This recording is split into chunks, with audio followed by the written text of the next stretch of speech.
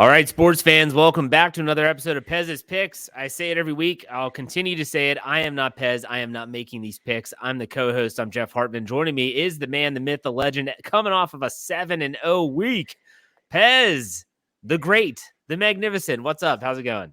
Scored a touchdown and the extra point, Jeff. The Birds and Pez's Picks are soaring again, knocking on the door to championship season. Both teams here.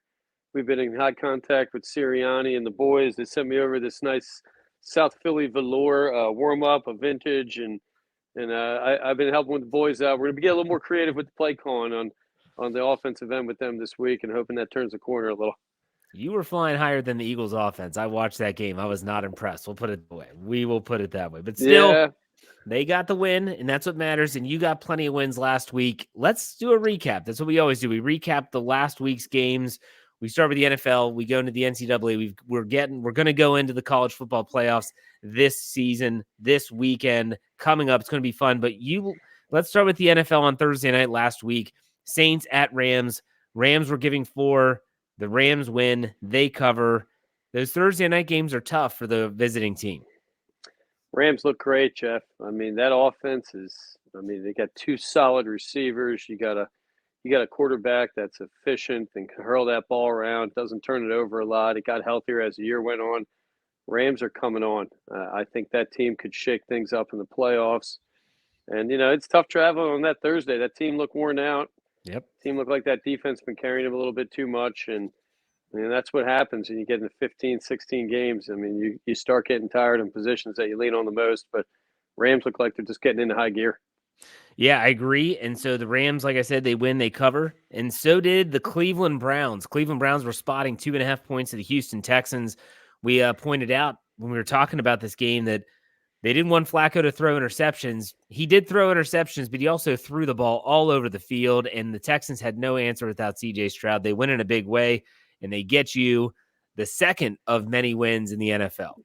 Great win, great team. I still think the best defense in the league. That defense is ugly. They get after the ball. They get after the quarterback. That game was over by halftime. I love that team. And Flacco, he's got some juice on that arm, maybe a little bit of time off, and his ball is humming. And him and Amari Cooper got something going on that you don't see in the league often anymore. And 2 vets right there are they're running the show. Keep those running backs healthy, and Cleveland is going to be in the doghouse. That's a tough place to play in December and January. Absolutely. Now, there were some games that as I was watching them play out, I kept on thinking, oh, man, are they going to hold on to this lead, or are they going to be able to come back and get this field goal? One of the games that was a little iffy at the end was Lions at Vikings. Detroit was giving 3 points. If it wasn't for a Nick Mullins dead duck interception at the end of the game, they were very close to pulling out the win. Pez, the Lions win the division for the first time in eternity, it seems like. And I think they're now 6-1 on the road. Goff might have the best road record for any quarterback. People like to get on him, and I talked about it with some of my old local guru guys, handicappers, and they were slighting that Goff a little bit. And I remind them, 6-1 on the road, tough place to play in Minnesota, divisional game, and they did what they had to do. Mullins, he hurled it. That guy I think broke a couple records throwing passes longer than 10 yards, but you can't throw 4 picks in that league. No. You just can't, and it's probably the best they have right now. With the receiving core they have, but they had a couple injuries, the Vikings. I think that might be time to wrap it up. I think a nail went in the coffin a little bit last week. They lost a couple key players we'll be talking about coming up soon. Yeah, so another game that was also very close down the stretch was your Dallas Cockroaches, as you like to call them, the Dallas Cowboys. They went to Miami. You took the Dolphins giving 1, and if it wasn't for that late game drive that ended with a game-winning field goal with time expiring, you would have lost this one, but the Dolphins bailed you out. Cockroaches are frauds, Jeff. Like I said, every year, total frauds. It ain't the 90s. All their best coaches are either dead or they're doing the pregame. Jimmy Johnson's probably the best coach in Dallas still, and he hasn't been on the sideline in 30 years probably, right?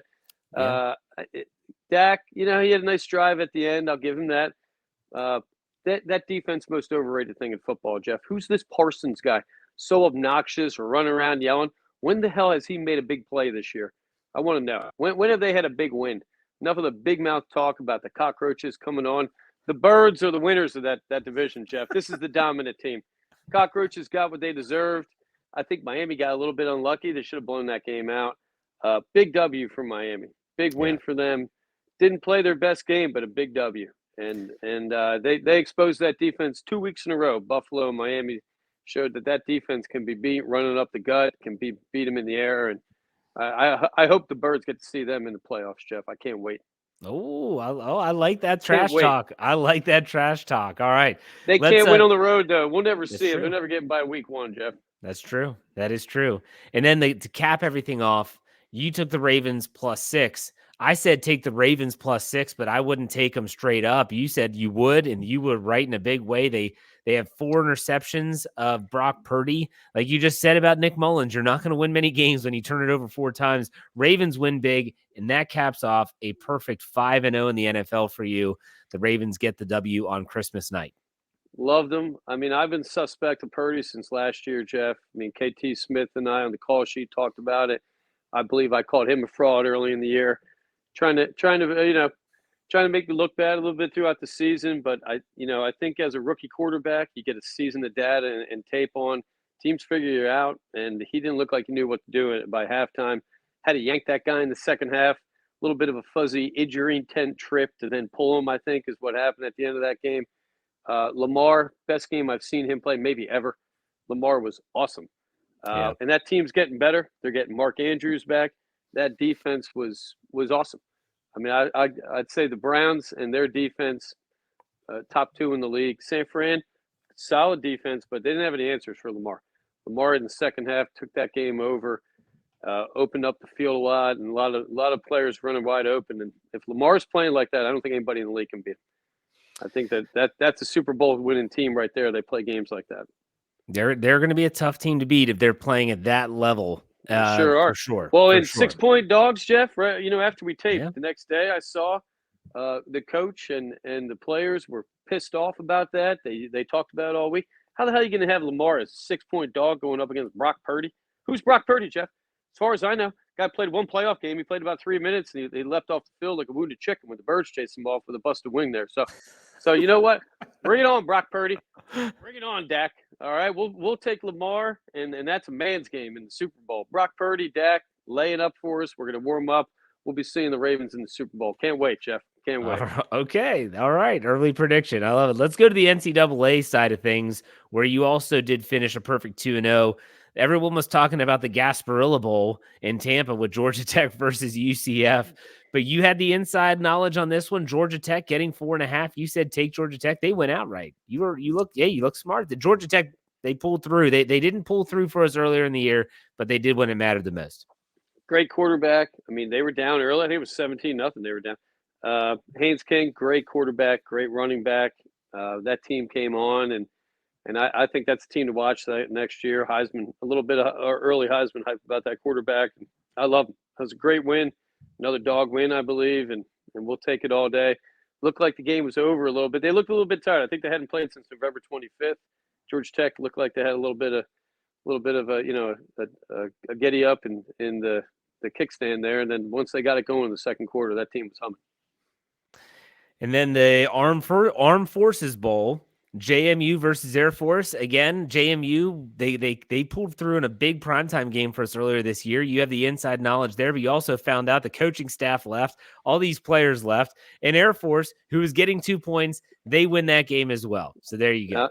We love outright dog winners, Jeff. I mean, it makes you feel good. Makes you say to the house, to the casino, to whoever you're betting with, screw you. And, to ram it up your butt a little bit there when you get the points and you win outright. Air Force looked like the hotter team. We talked about it. You got your best player, the quarterback, saying he might leave. You got the coach abandoning ship. You got some interim coach watching. I don't know what the hell they were doing. I think they're happy to be there, happy they had a good year, and I think they're scratching their heads wondering, are we to be as good next year without that coach? And we'll see. We'll keep an eye on JMU, but proud for the Air Force boys. I mean, they deserve it. There's nothing better than serving in this country, Jeff. I didn't do it. I wish I had. I feel a little guilty, so good for those guys. Hope they gave them a couple beers each after that win. That'd be nice. All right, so like I said, that wrapped up a 7-0 perfect perfect week. I don't think we've had a perfect week yet, top to bottom. We've had perfect weeks in like college or NFL, but we've never been top to bottom perfect. And what a week to do it. Now, I did look at your picks for this week. Now, Pez, you said beware this week for a lot of reasons. Is that include college football or just the National Football League? Well, both of them, Jeff. I mean, there were some games that I liked, and we looked at. It's a fuzzy situation with betting ball games this year. You got a lot of guys that are sitting out for the draft. You got a lot of guys transferring. You guys got putting in for the portal that might be. I think that rocks the chemistry of teams a little bit, and we kept it a little bit conservative this week. There are a couple other games I was looking to play against, and the numbers just weren't there. And when you start losing key players, I think we talked last week. You lose your center, you lose two centers, you lose some offensive linemen, and I mean that's got a big impact. And the line doesn't move as much as it used to. I think these days that they're more focused on getting action than they are on keeping lines as accurate. And there are some discounts out there. I don't think they're taking into account as much of this transfer portal yet. It's still early, so the computers might not be adding that data into their algorithms, and I think you got to really watch what you're doing and do your research. So we're going in conservative. We're up. We got the mountains of New England behind us. We've been talking to Belichick. I like talking to Belichick, Jeff. That guy's a winner. I mean, I hate his guts. He's a horrible person, but he is a winner. Guy won a big game last week. Everybody thinks he's dead, Darth Vader. So we're going to meet with him. We're going to bring some of that toughness down to Sirianni and the boys, and we're going to keep rolling with Pez's picks here and keep meditating on these wins up in these mountains in New England. Before we get to the picks for this week, I want to ask you a question about it. When you were, in your experience, have you set lines before? Well, when you're putting bets in or you're taking calls for bets, Jeff, the line is very important. But when you're taking those bets, sometimes those lines have to move. I mean, if you're getting a lot of action on one side or the other, you're going to have to shift those lines to try to balance things out, or you're going to have to do what's called the old layoff. You're going to have to call a friend of yours, maybe take some of that heat, maybe drive over to Atlantic City, or now you can drive over to Bridge, Philadelphia. You can go to those live casinos and put some plays in. But yeah, there is a lot of adjusting the lines. Most of my pros, they have 4 and 5 books that they use, and you might get 2-point shift on some of these lines nowadays. So, well, my follow-up to that is, do you think that, I mean, for college football in particular, because we are going to be talking about the college football playoffs here, do you think that how difficult does it have to be to handicap these games when you have college football playoffs is different? Those players aren't going anywhere. They're not entering the transfer portal, not the big name players. They want to win a national championship. Sure. But for all these other schools, how tough is it to handicap these bowl games when you're not sure, almost sometimes up until a couple weeks before the game, who's even going to be in the starting lineup? That has to be a challenge. Well, Jeff, it's something my friends and, my colleagues in the biz and I have been talking about. Last few years, gambling action has become so big because it's been legalized. I don't think they're as concerned about the lines anymore. I don't think they're concerned that, there's going to be a little 3-point advantage one way or the other. I think they know the amount of action they're getting, that they're going to let a couple of these lines go and give people some easy ones. I mean, we talk about Legs Parlay, the legendary Life Beach Patrol guy from South Jersey. That guy gets free bets. He gets casinos give him $250. You can put $550 parlays in for free. Who ever heard of that, Jeff? Nobody gives you anything for free in gambling. So I think the lines are vitally important, and I think for the first time and maybe forever, you might have an advantage as a gambler. And I look at some of these lines. They don't change much. I mean, the Houston line, now that they announced Stroud's playing, hasn't really changed too much. Didn't change much last week when we found out he wasn't playing. So I don't know. In my opinion, that's a huge, huge thing. I mean, Stroud to me is worth 3, 5, maybe 6 points in the right game. So I don't know. I think I know they're greedy, and I think they know they're going to get about 50% action on either side. And if not, they're going to make it up on Legs' parlays that he throws away every week. And I mean, that name of the game is they're making money. So I think, lines are important. I talk about it a lot with guys, and when we put the podcast out, I get guys texting me, "Whoa, I got a better line in this house," and they're telling me to put the action in over there and over here, and that's the name of the game. Yeah. All right, but let's get to this week's picks. The first pick you sent me, I said, "Oh my gosh, we have another libido play of the week," because the Arizona Wildcats are going up. They were the 14th ranked team in the country, and they're going up against the 12th ranked Oklahoma Sooners in the Alamo Bowl Thursday night, 9:15 p.m. I knew you were taking the Wildcats. Come on, you're taking Arizona, even though they're giving 2 points. You got to take the Wildcats, Jeff. I mean, my wife, late 90s was a Wildcat. She's been prancing around up here. I think she's trying to get up there and ski topless, Jeff. I don't know. She thinks it's Lake Havasu or something. I don't know what the hell's going on. Wildcats are great. And a big part of this is the Wildcats come in a really good team. Oklahoma's getting decimated. Quarterback's gone. Quarterback transferred to Oregon.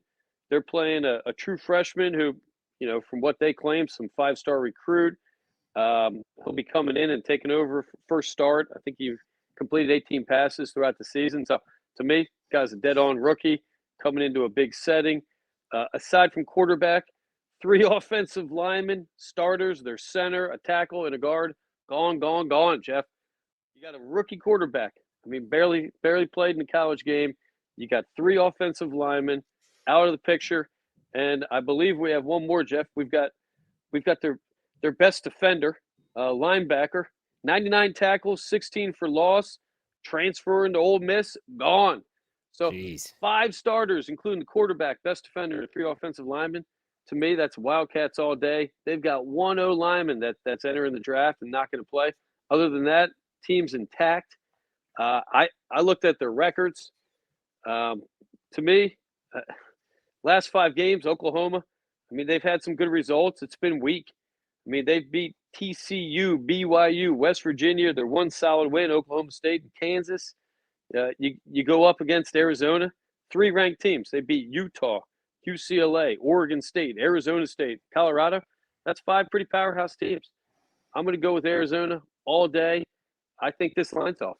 I think Arizona should be laying 6-7 points. I think Pac-12 is underrated this year. Arizona's defense is solid. I love this game, Jeff. And aside from, the personal deals with my wife and I making these plays, I actually think this is a good one. Don't tell her. I don't know where she's looking. She's chopping firewood or something out here, Jeff. She's Sicilian. Sicilian women love blades. They got knives. They got axes. Chopping wood, teaching my 10-year-old son how to do it. I think he's a hitman. I don't know. But at the end of the day, Arizona Wildcats better team in my opinion by far with these 5 players out by far. So I'll take a rookie. I'll bet against every rookie quarterback in a bowl game like this. I mean, give me a break. So that was the Alamo Bowl again. That's tonight, Thursday night, 9:15 p.m. Now let's go to the coup de grace, the college football playoffs, which will be New Year's Day. The first game, 5 p.m. Eastern time kickoff. The Alabama Crimson Tide versus Big Blue, the Michigan Wolverines. Michigan, the number 1 ranked team in the country. Alabama, the number 4, barely got in. Alabama's getting 1.5, and you're saying take the Crimson Tide. I got to be honest. This is a pick that I don't think a lot of people are making. I hope so, Jeff. Keep that line where it is. What do you think about this? I don't understand it. I mean, I think Michigan, Big Ten, decent. It's Dallas Cowboys. It's overrated conference in the country right now, Jeff. You can't tell me that Michigan and Ohio State are better than Alabama and Georgia. I mean, I'll take those 2 over those 2 any day of the week. I looked at this by position, by side of the ball. I'm going to take Milroe over McCarthy. I think in the quarterback matchup, Alabama's got a significant advantage. Defensive stats, sure. Michigan's ranked 1, 2. Looking at that, though, I mean, I look at the strength of opponent. I think Alabama's defense, might not be too far behind them. Michigan's signature wins, Penn State, Iowa, and Ohio State. I mean, solid teams, but we've talked about Penn State. I mean, fraud alert every year for that team. You look at Alabama's wins, Tennessee, they beat Georgia. I mean, they beat LSU. That's a strong schedule. And they've done it with authority. They've scored a lot of points, and they've been getting better. They held Georgia to 24 points. I think they held them to 78 yards in rushing. You hold Georgia to 78 yards rushing, that's a professional defense right there. Georgia's probably got 3 running backs that can play in the league. I love them. I love them all day. I don't understand this line. I think the line would be accurate if you told me Alabama was laying 2 or 3. And and I've watched a lot of Michigan this year, and I've watched Alabama. Probably the 2 teams I've watched the most. I think Harbaugh gets a lot of attention, runs his mouth a lot. Guy's a cheater, Jeff. Say what you want about Nick Saban. Guy ain't get suspended from games, Jeff. I mean, the guy does walk around, puffs his chest. He threatens to cut guys. I threw Gatorade on him. Guy's a winner. He's Belichick Jr., I'm going to take him all day. Maybe he fights Harbaugh after the game. Who knows? I'm hoping for it, Jeff. I'm going Alabama big. I'm not going to say lock of the week, but you know what, Jeff? KT Smith, I'm calling you out right now. Alabama lock of the week over Michigan. Right there. Lock of the week, Jeff. All right. They're going to shove it down everybody's throat. Doesn't think they're supposed to be in the game. And don't think Saban's not using that. Oh, they don't think we should be here. They should be Florida State. Go right ahead. You give them a little bit of extra motivation. Love it. I love Michigan all day. I mean, I love Alabama all day over Michigan. Lock of the week right there, Jeff. I love it. I love it. Going out on a ledge, going rogue. Let's go to the next game. This is at 8:45 p.m. Eastern Time. The number 3 Texas Longhorns versus the number 2 Washington Huskies. You have been playing the Huskies all season. Penix is your guy. They're actually getting 4 points. Unbelievable. I don't get this. We talked about this with Oregon, Pez, twice. And they still continue to have the higher ranked team getting 4 points. I don't get this at all, but you're saying take the Huskies. Well, and I get the line. I mean, in this one, Texas has a defensive advantage by far. Probably better than anything, in the Pac-12. I mean, Pac-12 is not known for defense. Right. But quarterback situation, Penix, 4,218 yards, 33 touchdowns. He's run for a bunch. Huge advantage in this game for me over Ewers, 21 touchdowns. Penix Jr., guy knows how to win. Good teams, good quarterbacks, good chemistry. They know how to win these close games. And the Birds have that a little bit too. They're not going to have to blow you out. I think 21 straight games are going for now, Washington. I mean, that's a lot of wins going back 2 years. You got a quarterback who's got unbelievable help. I think the skill positions, when we're looking at receiver and running back, I'll give the advantage of Washington in both of those as well. Defensively, yeah. I mean, Texas probably has the advantage. I mean, they're coming in 24th ranked defense, second against the rush, but 97th against the pass, Texas has been. So to me, that plays right into Washington, into their hand. Penix should be able to throw the ball on them. I think Texas is going to have to put up over 35 to beat this team. I mean, that's what we've seen the last 4 to 8 weeks with this team. You're going to have to really light the lamp, and I don't know if Texas has that juice. I just don't see it, and I love it. Taking the 4, maybe you buy that up to 5. I like it even better, Jeff. Wow. I mean, this was the line that, Alabama plus 1.5. I was like, okay, that makes sense because a lot of people are big on Michigan right now and the Harbaugh story and all that stuff. But when I saw Washington plus 4, I was like, man, that seems, you bring up the Baltimore-San Francisco line last week on Monday Night Football.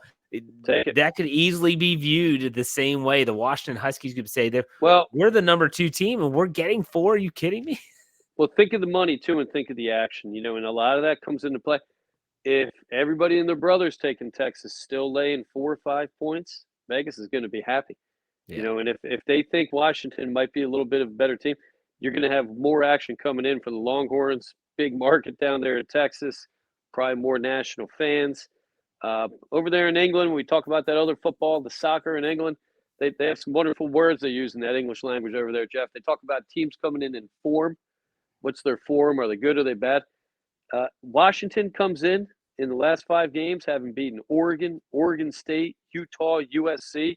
They beat 4 of their last 5 wins were against top 20 teams. Where when you look at Texas, I just don't see it. I mean, Oklahoma State, 18th ranked. Kansas State, 23 in the country. I just don't see it in the last 5 games. I think Washington is more tested, more big W's, and I think that team's rolling in with some swagger. They got nothing to lose, right? That team's hot. They've won huge games. They've been in bad weather. I love it. I love that team. I love both of these games. Okay, so that wraps up our college picks for the week. We have the Arizona Wildcats getting 2 points versus Oklahoma. Take them in the Alamo Bowl, the Arizona Wildcats. In the college football playoffs, we like Alabama getting 1.5 over Michigan, and we like the Washington Huskies getting 4 over the Texas Longhorns. So there's the NCAA picks. Let's go to the NFL, which, by the way, before we go to the NFL, our NCAA record is now 16-10-2 since we started this podcast. Really good numbers there. In the NFL, after that great week, 5-0 last week, your NFL record is 37-25-2 on the year. That is top notch. That's top notch. Compare those to the national guys, it's better. So those that are listening, you're getting an inside look. We'll only take 3 games this week, though, Pez. And there were tough games, really. Like Let's talk about it. Falcons at Bears. Bears are coming off of a win. Justin Fields is starting to play better. The Bears are giving 3 points at home. The Falcons, though, are coming off of a win. They put up close to 30 points, which is rare for them. They beat the Indianapolis Colts last week. What makes you think the Falcons are going to struggle against Chicago?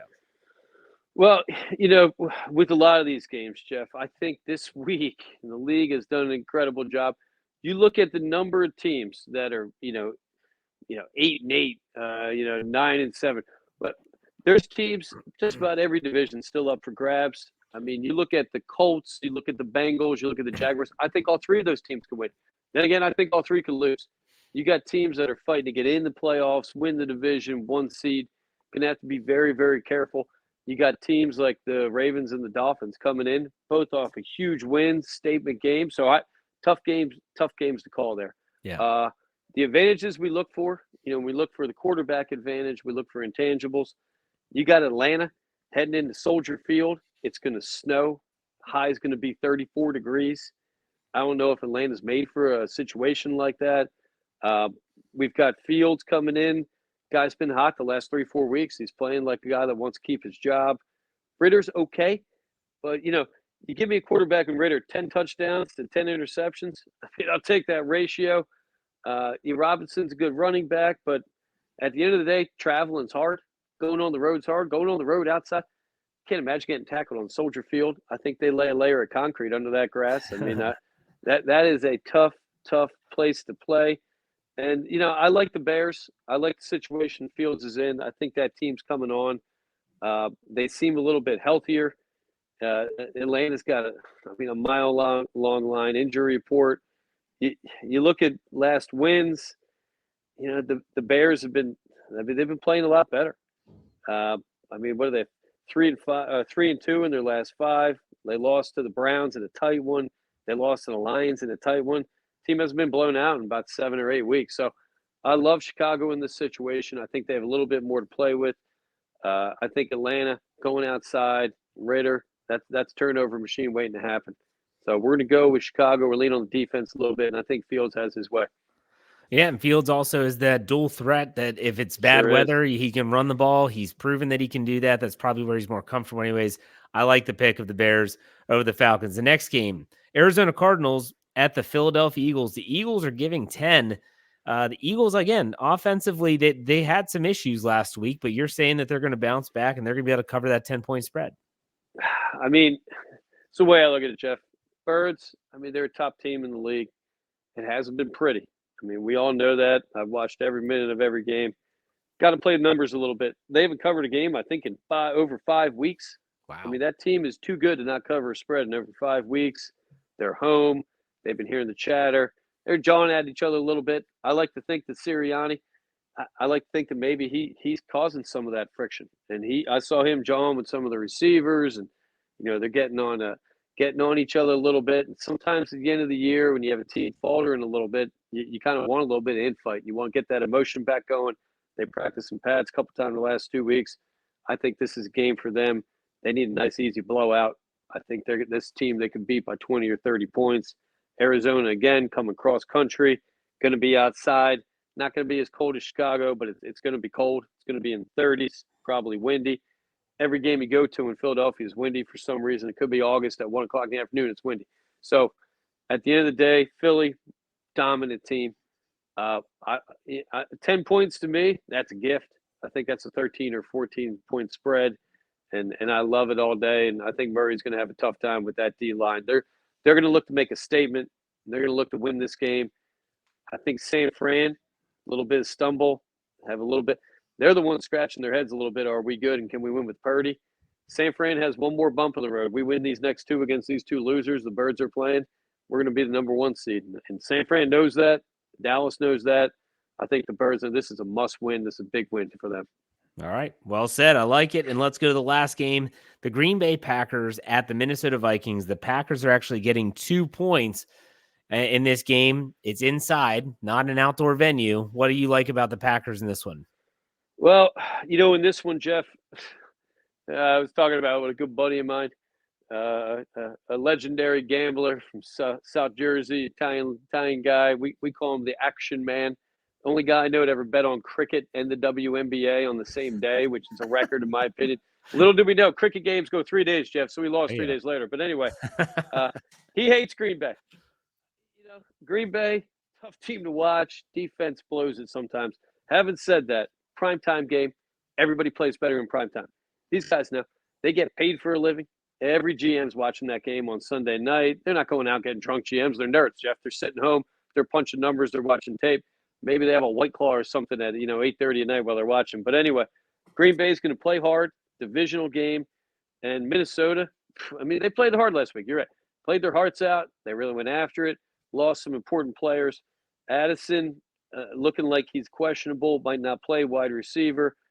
Big loss for them. Hawkinson at tight end. I love that guy. He's to me even a more athletic Dallas Goedert. My wife and I were watching the game. They took out his legs on a play, and it looks like he has a knee injury. My wife said, she said, "Isn't that some poor guy, right?" And he walked off, and the league changed. They don't want you getting hit in the head. They rather get hit in the leg. So I mean, it is what it is. But huge loss for him. And I think middle of the field, not going to have any help.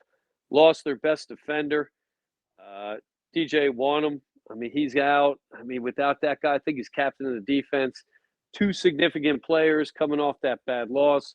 Who's quarterback? I don't think they've announced that yet, Jeff. So at the end of the day, I think Green Bay's got a little more stability. They got some miracle hopes of winning this game and maybe winning the next 2 and something happening for them. And I like Love. I think Love can sling it. That guy can play hard. As long as he's not turning the ball over, I think this could be Green Bay's night. All right, so to wrap up the NFL picks, you like the Bears giving 3 at home versus the Falcons. You like the Eagles at home giving 10 against the Cardinals.